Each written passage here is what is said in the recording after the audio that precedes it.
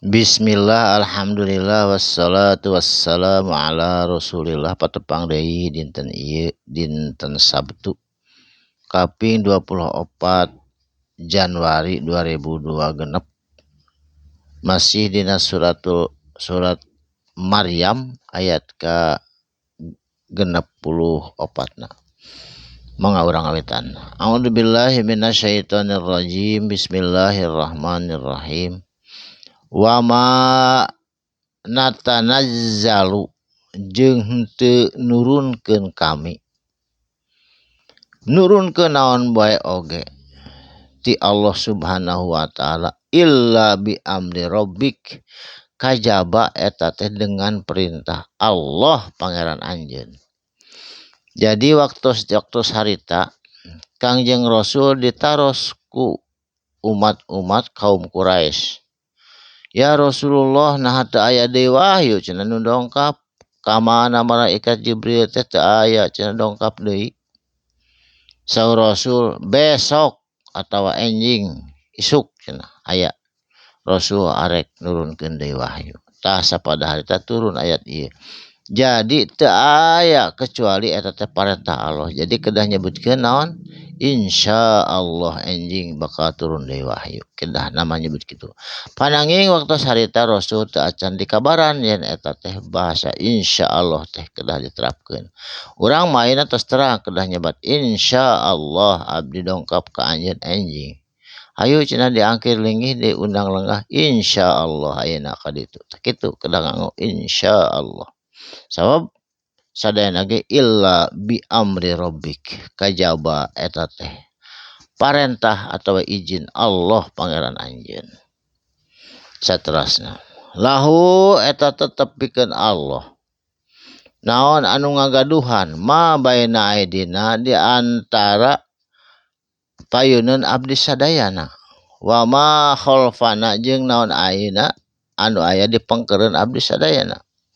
Wa baina dzalika jeung di antara kaduana sadayana ge milik Allah. Tukangeun payeuneun gigireun luhureun hanapeun sadayana ge milik Allah. Wa ma kana jeung moal buktos atawa mustahil buktos rabbuka pikeun Allah pangeran anjeun nasiya kana poho hilap teu nurunkeun wahyu atawa naon bage teu mungkin mustahil eta mah kehendak Allah we sanes Allah poho atau mapohokeun. Jadi Allah mah maha sagalana. Teu aya anu nyebutkeun hilap atawa lalai ka umatna ka sadayana ge. Saterasna Ari Allah teh Rabbus samawati wal ardo. Nyaeta Allah teh nu ngurus ngatur melihara nu ngagaduhan naon as-samawati pirang-pirang langit. Nu aya tata surga di langit, bumi, bintang gemintang, sareng peredaran sadayana Allah nu ngurus ngaturna. Wal ardi jeung di bumi gunung berapi, bubuahan ditumbuhkeun, dijadikeun air nu mengalir. Jeung dina dalam perut bumi oge termasuk sagala aya minyak sagala nikel itu ieu dina perut bumi eta teh Allah nu ngurus ngaturna.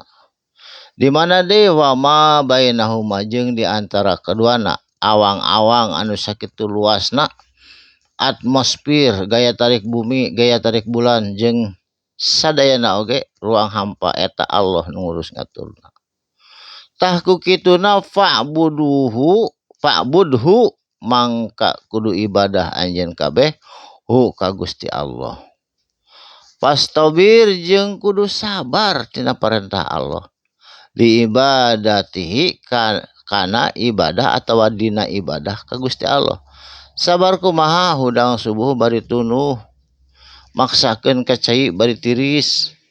Eta sabar rek salat subuh atawa ngadagoan magrib geus asar beuteung lapar bulan puasa sabar da can waktu na magrib ulah waka buka eta sabar. Seueur kasabaran nu sanes anu ku urang kudu diranapi li ibadatihi kanggo dina ngajalankeun ibadah ka Gusti Allah.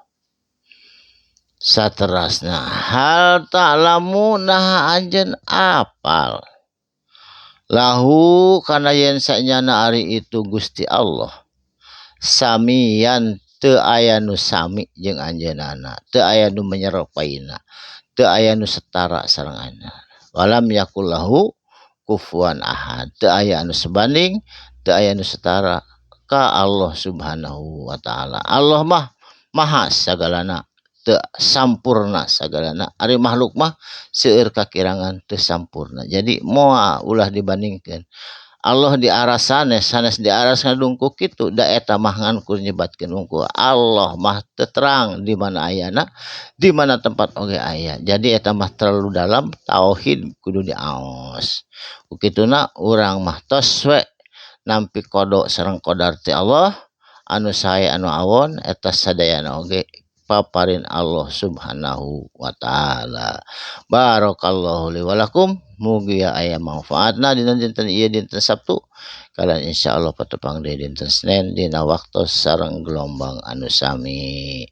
Barakallahu li wa lakum, sadaqallahul azim. Wassalamualaikum warahmatullahi wabarakatuh.